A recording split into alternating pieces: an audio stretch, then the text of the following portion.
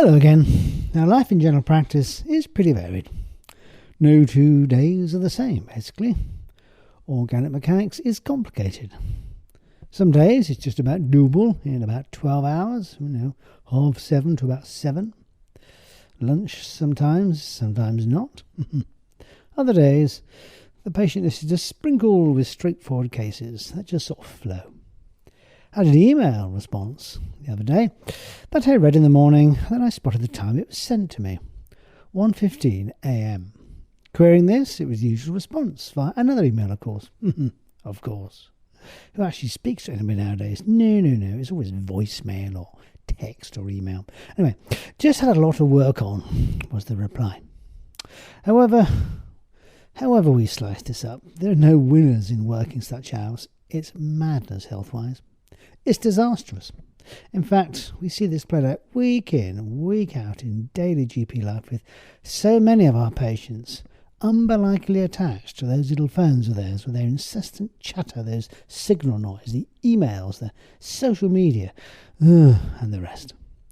We know the hindrance to sleep associated with stimulating those eyeballs last thing at night, but hey-ho, many of us just have that little old friend of ours, an occasionally huge friend of ours, mobile phone, inches away from their eyeballs, under their pillows, no doubt, routinely. Smartphones there may be, but ideally we would just put them in a place of usefulness in our daily lives as a practical assistant, and that's it.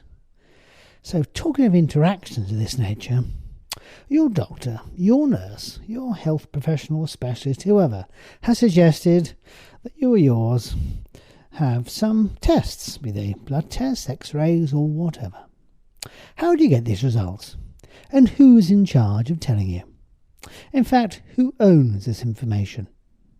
Nowadays, all this data is very much a hot potato, of course. There is much of it in digital form. It's not like the olden days with your health records on paper that's collated in one place under lock and key. Oh no. Every day I see items on the file which need communicating with regard to results, be they abnormal, blood tests, figures, suspicious things on scans or x-rays, or just follow-up from a trip to A&E perhaps. This week, take last Thursday, I went in at 7:30 to a routine 196 lab results and about 50 documents to read, comment and file electronically in these numerous patient records. That's all before start of play at 8 a.m. When meds finishes, of course. Imagine if I had to contact, ring, write or call all those folks. Wow, it would take me all day and more. And I have just minutes to do all this stuff. The screamingly urgent results, yes, need immediate action. The others, so-called routine, and let's be honest, no result is ever routine. It may be a figure, a number, a diagnosis size or shape on a result. That may mean something to somebody. But for those people, some of them are just worrying about what results are. So, if you're having a test done, it's your test, please just consider, ask, query, okay, I'm having the test done, how will I get the result? Find out how. Obviously, in cases of illness, wherein you're in a state of being unable to do anything about any of this, via multiple reasons, then somebody else will be able to do it for you. Be it a named relative, carer, nurse or whoever. The software of Violin GPs that we use nowadays allows us to comment on every result that comes in and file it away in your records. Several results may then come in with different comments. All could be normal, then one not so normal. You ring the surgery, later on the receptionists tell you, yes, they're all normal. Then the next day, the abnormal one trundles in some other way. And then what do you do? Do you ring a week or so later? Some do, some don't. May not actually know that it needs review then.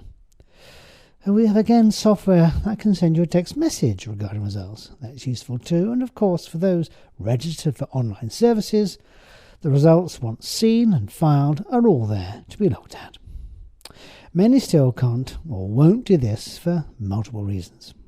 So, not to labour this point too much, if you're having some tests done, take charge. They're your tests. Check how you'll find the results. Will they contact you? Will you have to contact them? There are lots of ways of doing this. All medics, nurses and associated workers will subtly have different methods in this endeavour. Ringing the surgery can be a nightmare, of course, at busy times. Consider online services, though. Email, for some, works, but it's not a GP's preferred option unless it's 1:30 in the morning. But maybe I am and you are still at work, and it is 1 o'clock and we can do that, but hopefully most won't be. Oh well, communication is important. Let's just hope for some of you this was helpful information. Until next week, cheerio.